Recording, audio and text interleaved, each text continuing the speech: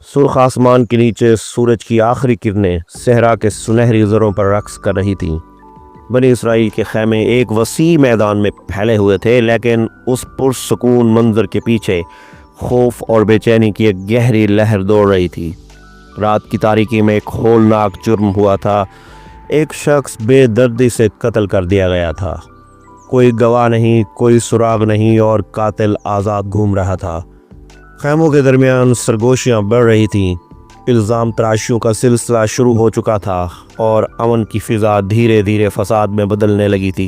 لوگ اس پر اسرار قتل کے راز کو جاننے کے لیے تڑپ رہے تھے، لیکن حل دور دور تک نظر نہیں آ رہا تھا۔ یہ وہ لمحہ تھا جب سب کی نظریں حضرت موسیٰ علیہ السلام پر جا ٹکی تھیں کہ وہ اللہ سے مدد طلب کریں اور اس اندھیرے میں روشنی کا راستہ دکھائیں۔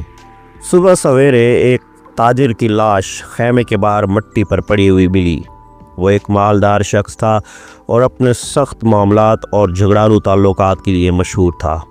واقعے کے بعد بستی میں افراتفری پھیل گئی۔ ہر طرف شک و شبہات کا ماحول تھا اور لوگ ایک دوسرے پر الزام لگانے لگے۔ خاندانی دشمنیاں بھی سر اٹھانے لگیں اور بستی میں فساد کا خطرہ بڑھ گیا۔ بنی اسرائیل کے بزرگ اس معاملے کو سلجھانے میں ناکام رہے تو انہوں نے حضرت موسیٰ علیہ السلام سے رجوع کرنے کا فیصلہ کیا۔ وہ جانتے تھے کہ اللہ تعالیٰ حضرت موسیٰ علیہ السلام سے کلام کرتا ہے اور وہ اللہ سے رہنمائی حاصل کر سکتے ہیں۔ وہ حضرت موسیٰ علیہ السلام کے پاس آئے اور اپنی مشکل بیان کی۔ اے موسیٰ، ہمارے درمیان ایک بڑا جرم ہوا ہے اور ایک آدمی قتل کر دیا گیا ہے، اور ہمیں نہیں معلوم کہ قاتل کون ہے۔ اپنے رب سے دعا کیجئے کہ ہمیں اس قتل کا راز معلوم ہو جائے۔ حضرت موسیٰ علیہ السلام نے ان کی بات سنی اور اللہ رب العزت سے رہنمائی طلب کی۔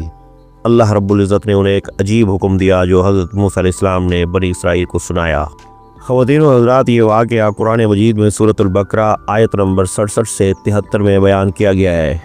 یہاں اس قصے سے متعلق ایک اہم آیت ہے جس کا مفہوم یہ ہے: اور جب موسیٰ علیہ السلام نے اپنی قوم سے کہا کہ اللہ تمہیں حکم دیتا ہے کہ ایک گائے ذبح کرو، انہوں نے کہا کیا آپ ہمارا مذاق بناتے ہو؟ موسیٰ علیہ السلام نے کہا میں اللہ کی پناہ مانگتا ہوں کہ جاہلوں میں سے ہوں۔ جس کے باوجود بنی اسرائیل نے فوراً حکم پر عمل کرنے کی بجائے سوالات شروع کر دیے۔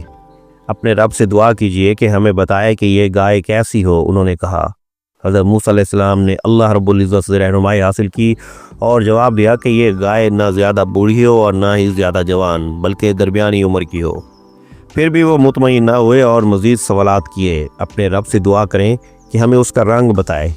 حضرت موسیٰ علیہ السلام نے کہا اللہ رب العزت فرماتا ہے کہ یہ ایک پیلے رنگ کی گائے ہو جس کا رنگ نہایت چمکدار اور دیکھنے والوں کو خوش کر دے۔ اب بھی وہ جب چپ نہ ہوئے تو انہوں نے پھر کہا اپنے رب سے پوچھیں کہ ہمیں مزید وضاحت دے، کیونکہ ہمیں گائے کے بارے میں شک ہے۔ اگر اللہ چاہے تو ہم رہنمائی پا جائیں گے۔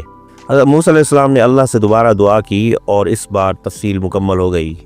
یہ ایک ایسی گائے ہے جو نہ زمین جوتنے کے لیے سدھائی گئی ہو اور نہ کھیتوں کو پانی دینے کے لیے استعمال کی جاتی ہو۔ یہ بے داغ ہو اور اس میں کسی قسم کا نقص نہ ہو۔ اب بنی اسرائیل کے پاس کوئی چارہ نہ رہا۔ انہوں نے حکم پر عمل کرنے کا فیصلہ کیا، لیکن اب ان کے سوالات کی وجہ سے گائے تلاش کرنا نہایت مشکل ہو گیا تھا۔ انہوں نے گاؤں گاؤں جا کر ایسی گائے کی تلاش شروع کی، لیکن کئی دنوں تک انہیں کامیابی نہ ملی۔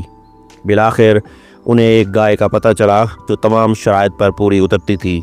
یہ گائے ایک نیک اور پرہیزگار نوجوان کی ملکیت تھی جو یتیم تھا اور اپنے والد کی نشانی کے طور پر اس گائے کو سنبھالتا تھا۔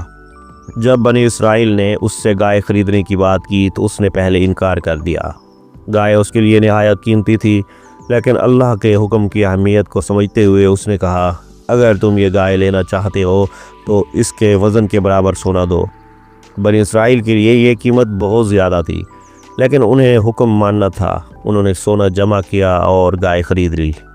حضرت موسیٰ علیہ السلام کے پاس گائے لائی گئی اور انہوں نے بنی اسرائیل کو حکم دیا کہ اللہ رب العزت کے حکم کے مطابق اسے ذبح کریں۔ اب کوئی اعتراض نہ ہوا اور انہوں نے گائے کو قربان کر دیا۔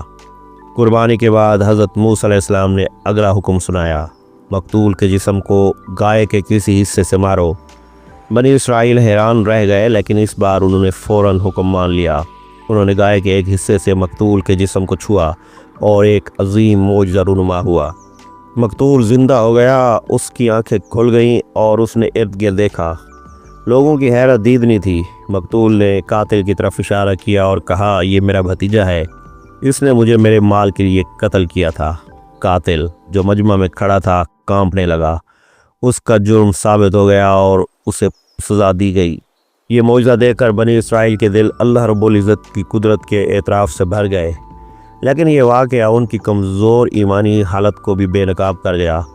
اگر وہ ابتدا میں ہی اللہ کے حکم پر عمل کر لیتے تو انہیں اتنی مشقت نہ اٹھانی پڑتی۔ حضرت موسیٰ علیہ السلام نے اپنی قوم کی طرف دیکھا، ان کے دل میں ان کی رہنمائی کے لیے درد اور امید دونوں موجود تھے۔ وہ جانتے تھے کہ یہ قوم آزمائشوں کے بغیر نہیں سدھرے گی، لیکن اللہ رب العزت کی رحمت وسیع ہے اور یہ واقعہ ان کے لیے ایک عظیم سبق بن سکتا ہے۔ یہ قصہ خواتین و حضرات ہمیشہ کے لیے بنی اسرائیل کی تاریخ کا حصہ بن گیا۔ قرآن پاک میں بھی اس واقعے کو ذکر کیا گیا تاکہ انسانیت اس سے سبق حاصل کرے اور اللہ کے احکامات کو بلا جھجک تسلیم کرے۔